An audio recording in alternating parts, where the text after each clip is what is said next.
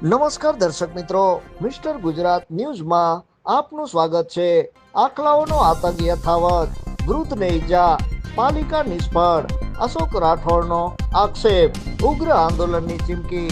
રાપર શહેરમાં રખડતા આખલાઓનો આતંક યથાવત રહ્યો છે। તાજેતરમાં સ્મશાન નજીક એક વૃદ્ધને આખલાએ અડફેટે લેતા ગંભીર ઈજાઓ પહોંચી છે। આવી ઘટનાઓ હવે રોજબરોજની બાબત બની રહી છે। શહેર કોંગ્રેસ પ્રમુખ અશોક રાઠોડે જણાવ્યું હતું કે પાલિકાના તમામ મોરચે નિષ્ફળ ગઈ છે। છેલ્લા એક વર્ષથી રખડતા ડ્રોનનો ત્રાસ વધી રહ્યો છે। અનેક રજૂઆતો છતાં કોઈ ઠોસ પગલાં લેવાતા નથી। તેમણે વધુમાં જણાવ્યું હતું કે શહેર આખલાઓના બાનમાં છે અને પાલિકા માત્ર કાગળ પર કામગીરી કરી રહી છે। હવે રાપર કોંગ્રેસ દ્વારા આગામી દિવસોમાં ઉગ્ર આંદોલનની ચીમકી ઉચ્ચારવામાં આવી છે અને જણાવ્યું છે કે જનહિતમાં શાંતિભંગ વગર પણ અવાજ ઉઠાવાશે। Report by Anil Thakkar. જોતા રહો મિસ્ટર ગુજરાત ન્યૂઝ, સત્યતાની સાથે સ્પષ્ટ વાત।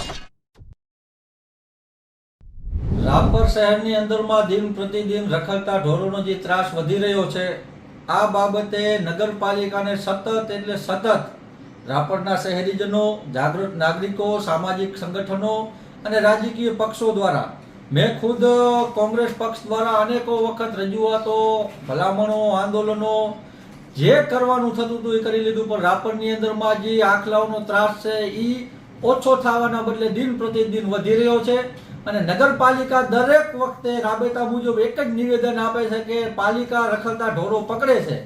આ સિલસિલો સતત એક વર્ષથી ચાલુ છે। નગરપાલિકાના એવા નિવેદનો આવવા કે નગરપાલિકા રખડતા ઢોરોને પકડે છે, પણ રાપર શહેરની અંદરમાં ઢોરોનો ત્રાસ ઘટવાના બદલે દિન પ્રતિદિન વધતો જતો હોય છે।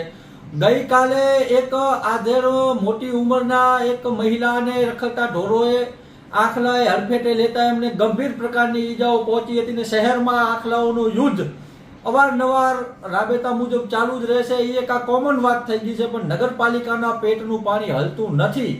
એક આ આખલાઓ રખડતા જેવી સામાન્ય સમસ્યા બાબતે જે નગરપાલિકા માટે આમ તો મોટી ન કહેવાય જો સોલ્વ કર્યું હતું, પણ આ સામાન્ય સમસ્યા એ રાપર શહેરનો માથાનો દુખાવો જ્યારે બની ગયો હોય ત્યારે નગરપાલિકા તમામ મોરચે નિષ્ફળ સાબિત થતી હોય એવું સ્પષ્ટપણે શહેરની હાલત જોતા દેખાય છે।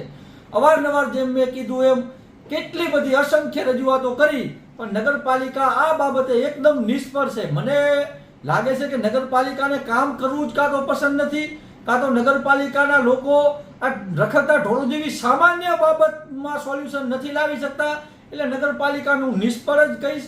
કારણ કે દિન પ્રતિદિન જો નગરપાલિકા જો રખડતા ઢોરો પકડતી તો ત્રાસ ઘટવો પડે।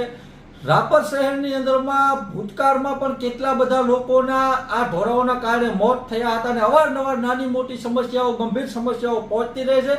આના પાછળ જવાબદાર કોણ? જો નગરપાલિકા હવે ત્વરિત ધોરણે આ બાબતે કંઈક નહીં વિચારે તો અમારે રાપર શહેરના લોકોને સાથે રહીને ભારતીય રાષ્ટ્રીય કોંગ્રેસ રાપર શહેર આ બાબતે જરૂર વિચારશે। આ બાબતે જલદ આંદોલન થશે અને એવા આશ્ચર્યચકિત આંદોલન કરવામાં આવશે જેની તમામ જવાબદારી નગરપાલિકાની રહેશે। એટલે નગરપાલિકાને હું અહીંયાથી છેલ્લી વખત વિનંતી કરું છું કે રાપર શહેરને રખડતા ઢોરોના ત્રાસથી મુક્ત કરવામાં આવે, નહીંતર આવનારા સમયમાં ચોક્કસપણે યોગ્ય રીતે અને સંવિધાનિક રાહ એક આંદોલન થશે અને આ આંદોલનમાં જે પણ કાંઈ પણ નુકસાની આવે, શહેરજનોને જે ઢોરોના કારણે નુકસાની આવી રહી છે એ તમામ જવાબદારી નગરપાલિકાના શિરે રહેશે। ધન્યવાદ।